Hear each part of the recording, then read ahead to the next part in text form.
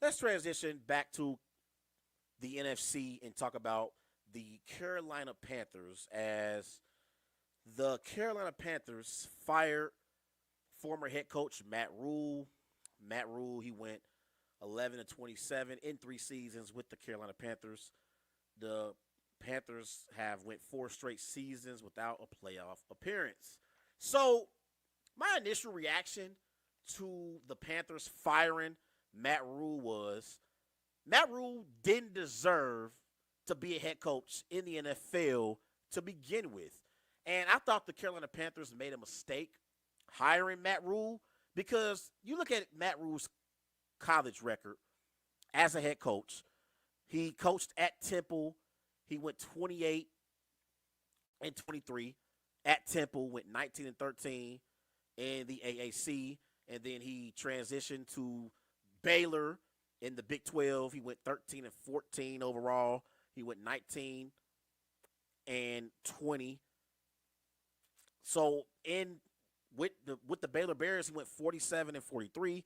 With the Temple Owls, he went 28 and 23. So I don't understand why the Panthers hired Matt Rhule to begin with because Matt Rhule is not Lincoln Riley. Matt Rhule is not Nick Saban. Matt Rhule is not Dabo Swinney. So why in the hell did the Panthers believe that Matt Rhule was going to be an elite head coach in the National Football League? I don't understand what David Tepper, that's the owner for the Carolina Panthers, I don't understand what he was thinking giving Matt Rhule this job to begin with. One thing I can give Matt Rhule is a hell of an interviewer. He's a great interviewer because I don't understand how he even got this job. At Temple, he went 28 and 23. At Baylor, he went 47 and 43. So he didn't even have a great head coaching record at the collegiate level. And in his 3 seasons since being the head coach in Carolina, he's went 11 and 27. So he's won 29% of his games. Now, since he's been in Carolina, Matt Rhule hasn't had the luxury of having a franchise quarterback. He had P.J. Walker, Cam Newton out of his prime, Sam Darnold, and Baker Mayfield. So he hasn't had a franchise quarterback to build around. So that's one thing that Matt Rhule did have working against him.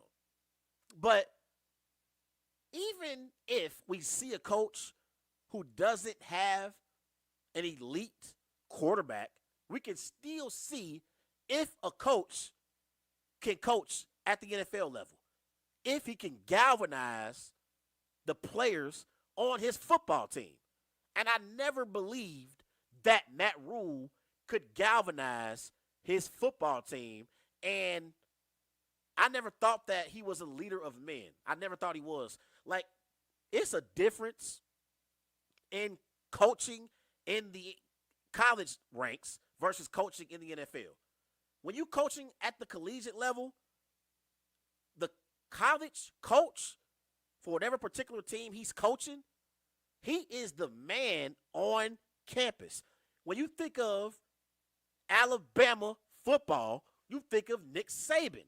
When you think of Clemson Tigers football, you think of Dabo Swinney. When you think of USC now, you think of Lincoln Riley. And at one point, when he was at Ohio State, we thought of Urban Meyer being the man in Columbus. In the NFL, it's different because they are getting paid salaries and a bunch of money as well. You got quarterbacks who are making more money than their head coach. So you are leading grown men. And I believe this was a classic example as to why you have to be careful when hiring college coaches and transitioning them to the NFL to be NFL head coaches. It doesn't always work. It didn't even work with Nick Saban. Nick Saban didn't last long in the NFL when he came to the league. He realized real quick after coaching in Miami that college is easier than the NFL is. You are coaching grown men who have families, who have mortgages to pay, and kids to put through college.